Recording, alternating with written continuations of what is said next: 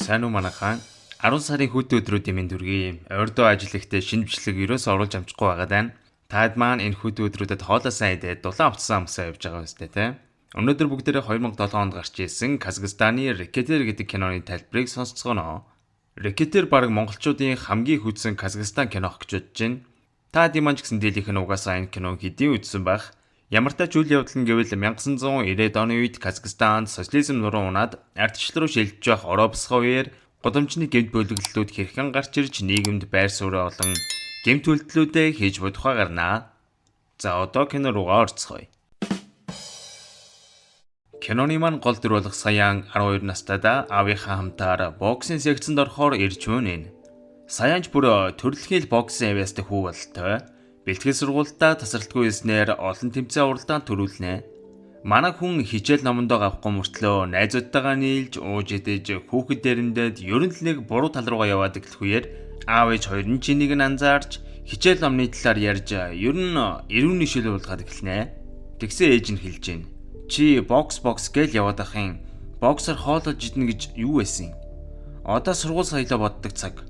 Энтэр гэхэд аав нэг их юм дуурахгүй. Манай хүн сургууль төгсдөг жилээ Казахстаны их сургуульд эс гэж оролцсон ч сурлах тааран болохоор тэнцсэнгүү. Сургууль тэнцээгүй юм чи яхав дээ. Цэрэгтэл явна штэ. Манай хөөрөө боксинг спортер хичээлдэг тамирчин хүн юм болохоор цэргийн амьдрал тийм ч хэцүү байсангүй. Урдаас нь өдөж далжганаад байгаа нөхөр байвал ганц л зөхиод авна. Мэргэжлийн боксч юм шүү дээ. Ингээд жилийн дараа цэргээс салгагдаж ирээд Казакийн шинжлэх ухаан технологийн их сургууль тэнцэж чаднаа. Аав ээж хоёр нь ч бөөн баяр хүргэе. Их сургуульдаа сурахын хажуугаар боксаа хийсэнгүй. Боксороо зөвлөлт холбоот улсын аврагч болоод аваатглаа. Гэтэл удалгүй Казахстанд засаг төр солигдож коммунизмаас ардчлал руу шилжлээ. Үүнээс болж аав нь ажилгүй болсон ба ээж нь цомхотгол төртлөө. Манай хүн их сургууль сурахын хажуугаар боксынхаа бэлтгэлийг хийсээр л байлаа. Ингээд нэг өдөр бэлтгэл дээрээ байж итэл хар савхин төр өмсцэн том биетэй хоёр нөхөр ирж уулзж шүү. Энэ залууг Руслан гэх ба гэмтрийн бүлэглэлийн толгойлогч гэж хэлж болно. Тэгснэ манай Саяанд санал тавьж байна. Чамаа гэртээ тэмцээн дээр харсан. Чи их сайн зөгт юм байлээ. Бид хэдтэй хамтраад ажил. Их мөнгө олно шүү. Удахгүй машин авч магад. Энтэр гэхэд за би тэгвэл бодж үзье л гэж байна. Манай хүн бодож эхэллээ.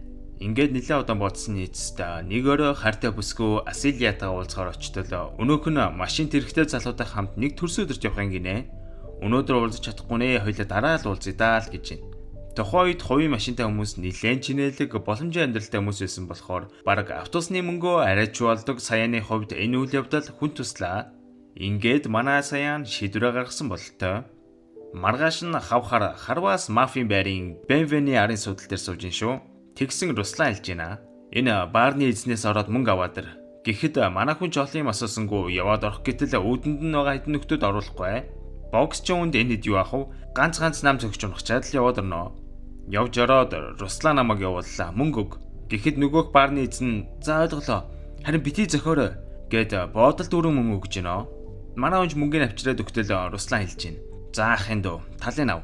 Одооноос энэ нөхрийг чи хариуц. Сар бүр ирж мөнгө авч бай. Талын надад өг, талын өөр ав.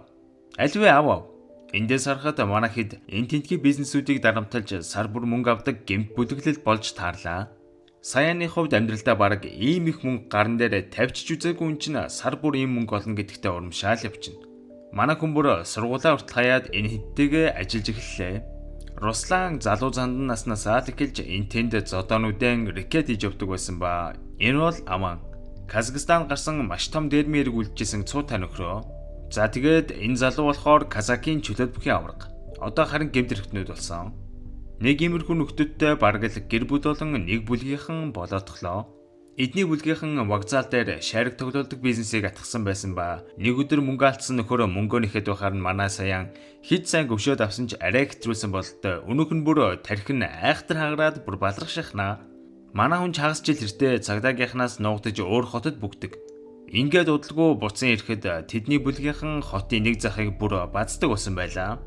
Энэ хэд тэгэж ер нь гудамжинд хүртэл явж байхдаа гайгүй машин тэрэгтэй бизнесмен төрөөвл шууд л явж ороод сар бүр тэдэг өг эсвэл лай болно шүү гэж дарамтлаад шууд л дороо оруулнаа. Яг энэ үеэр Жан гэх бизнесмен тэдний бүлгийн ивэлд ордог. Гэтэл тэр Жаныг манай хэдээс өөр нөгөө бүлгийнхэн нь оролдоод амар зайг нь үзүүлэхгүй байгаа байна л да. Энэ тухайга Руслан тэлтэл Руслан энэ ажлыг амаанд хариуцуулахаар болно. Тэр хэд Жаныг оролдож гинэ гэдэг чинь манай бүлгийг ч гэсэн давхар оролдоод байна. Шаардлагатай бол аман тултал нь яваарай. Гэхдээ халуунчуудад олохоос наагур юм үзсэн аман асуудалгүй уулзаал үзье гэж байна. Ингээд бизнесмен Жаныг дарамтлаад байгаа нөгөө бүлгийнхэнтэй очиж уулзаад манай хүнийг зүгээр өрх гэж хэлэхэд нөгөө нөхөр нь урдаас нь бүр асчинтэр дарвалзаад болдгоо. Энэ үед Аманы тэсгэл алдаж буу гаргаж ирээд мань нөхрийг хид машинд нь буудаж орхино. Ингээд хүн алсан хэрэгээр Аманыг цагдаа нар хасаар удалгүй барьж аваад хүн амны хэрэгээр 10 жилийн ял оноодог. Руслан таньдаг хүмүүсээрээ дамжуулж Аманыг гаргаж авах гэж оролдохч үнэхээр боломжгүй байлаа. Манай хэд Аманыг шоронгоос шилжүүлж явах үеэр л нэг хальт уулзахва. Амаа шоронд ороод исламын шашныг судалж эхэлдэг. Манай хэд Аманы ээжтэй уулзаад амаа өгүүлж байгаа юм шүү гэд овоо хэдэн мянган доллар ээжт нь өгнө. Энэ хүн амны хэрэгээс болоод манай хэдийн бүлэглэлийн нэр хүнд улмал төслөө. Манай хэдийг хаа явсан газар л хүмүүс хүндэлдэг болжээ. Саяан аав ээжтэйг уулзах үеэр тэдний хооронд бараг байнга л хэрүүл болдог байлаа. Чи хаана ажиллаад байгаа? Гэхэд гүй тэгэл ажиллаа л анда. Хэрвээ тийм юм бол чи надад нийгмийн даатгалын дэвтрээ харуулаадах. Янз янзын юмнуудтай нийлээд буруу замаар яваад байгаа юм биш үз? Гэт хүний аав юм гэсэнтэй хатуухан хэлээд авнаа. Гэмт хүн гэлбэлзэн гэдэг шиг саяан хоолойж идэхгүй гараал явчихна.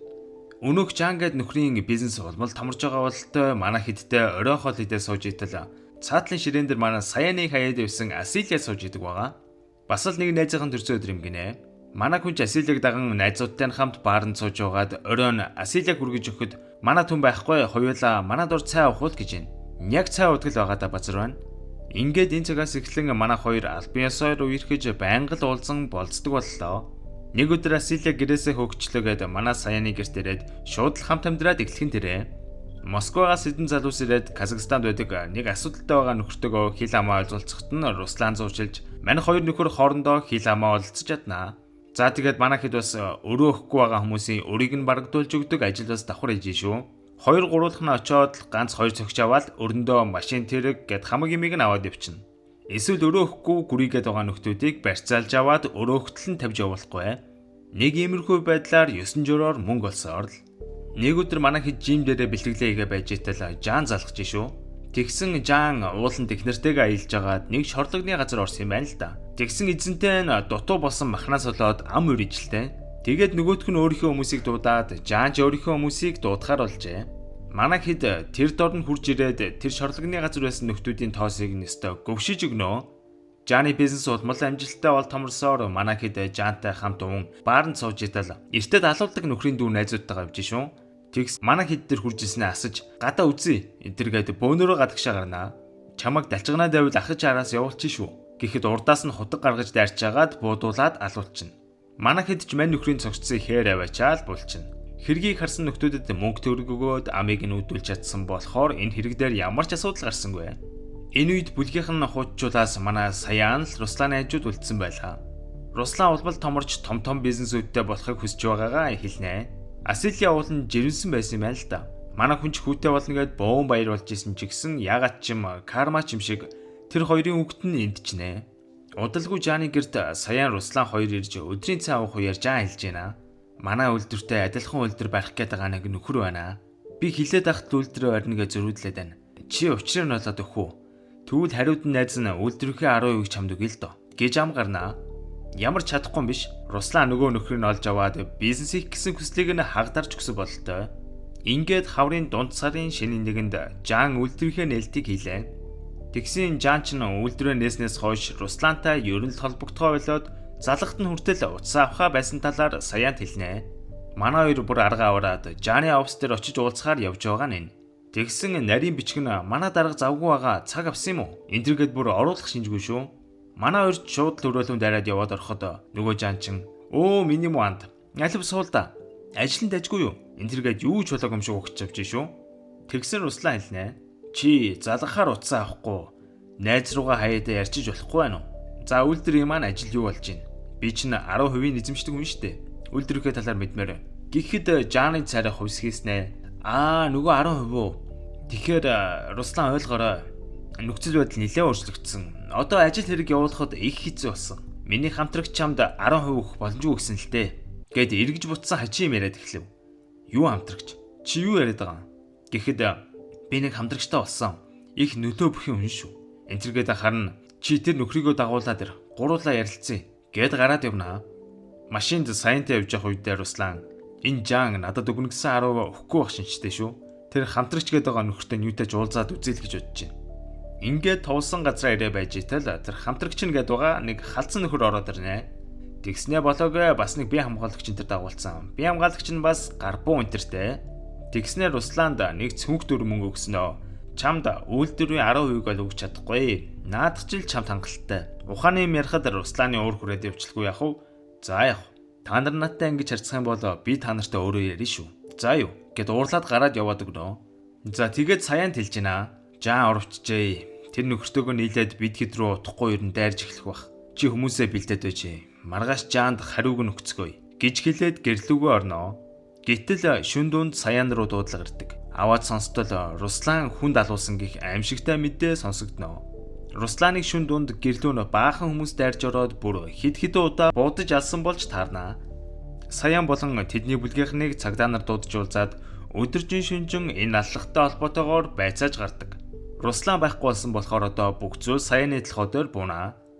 Манай хүн Русланы ажил явдлыг хийж байх үеэр Аман шоронгоос гараад иржээ.